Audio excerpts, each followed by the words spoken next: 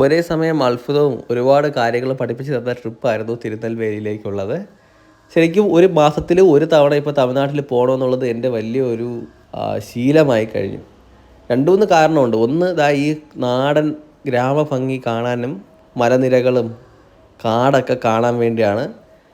2, ഈ കേരളത്തിനെ അപേക്ഷിച്ച് തമിഴ്നാട്ടിൽ പെട്രോളിന് വില 7 രൂപയ്ക്ക് പുറത്ത് കുറവുണ്ട്. അപ്പം വന്നു കഴിഞ്ഞാൽ ഫുൾ ടാങ്ക് അടിച്ച് പോയി കഴിഞ്ഞാൽ നമ്മൾ വരുന്ന യാത്രയുടെ ചിലവിൻ്റെ പാതി കാശ് നമുക്ക് അതിൽ നിന്ന് എടുക്കാൻ പറ്റും.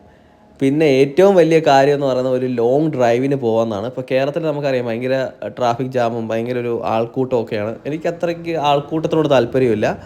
ഇങ്ങനെയുള്ള ഒരു ഫോറസ്റ്റ് ഏരിയ, കുറച്ചൊരു കാമായിട്ട് നിൽക്കുന്ന ക്വയറ്റ് പ്ലേസ് ആണെങ്കിൽ നമുക്ക് ഭയങ്കര ഒരു റീഫ്രഷിങ് ഒരു പ്ലേസ് ആയിരിക്കും ഇങ്ങനത്തെ സ്ഥലങ്ങൾ, യാത്രകളെന്നൊക്കെ പറയുന്നത്.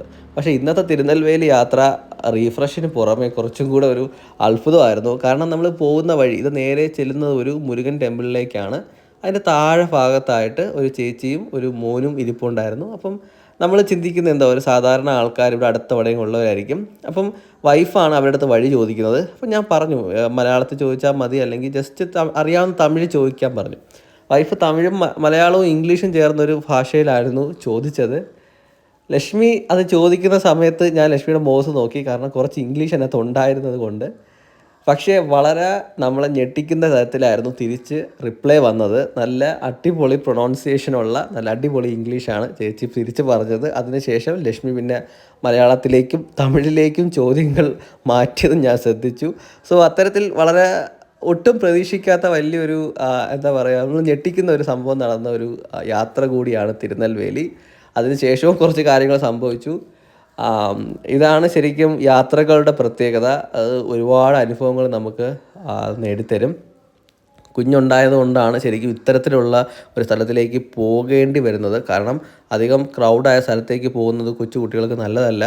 അതുകൊണ്ട് തിരഞ്ഞെടുത്തതാണ് ഇങ്ങനത്തെ ഒരു ചെറിയൊരു മുരുകൻ ടെമ്പിളും പിന്നെ അടുത്തൊരു ഡാമൊക്കെ ഉണ്ട്. ആൾക്കാർ തെങ്കാശി വഴിയൊക്കെ പോകുന്നവരാണെങ്കിൽ, തെങ്കാശി തിരുനെൽവേലി വഴി പോകുന്നവരാണെങ്കിൽ ഇവിടെയൊക്കെ ജസ്റ്റ് ഒന്ന്. ഇതാണ് ഞാൻ പറഞ്ഞ രാമനദി ഡാം എന്ന് പറയുന്നത്. ലീസ്റ്റ് എക്സ്പ്ലോർഡ് ആയിട്ടുള്ള ഒരു ടൂറിസ്റ്റ് ഡെസ്റ്റിനേഷൻ പ്ലേസ് ആണിതെന്ന് വേണമെങ്കിൽ പറയാം. കാരണം ഒരാൾ പോലും ഇവിടെ ഇല്ലായിരുന്നു പുറത്തുനിന്നുള്ളത്. പക്ഷേ അത്രയ്ക്ക് ബ്യൂട്ടിഫുള്ളായ സ്ഥലമാണ്. ഒരു സൈഡ് ഫുള്ള് ഡാം, ഒരു സൈഡ് കൃഷിയുടെ കാര്യങ്ങൾ, പിന്നെ മയിലുണ്ട്, ഒരുപാട് ചെറിയ അരുവികളുണ്ട്.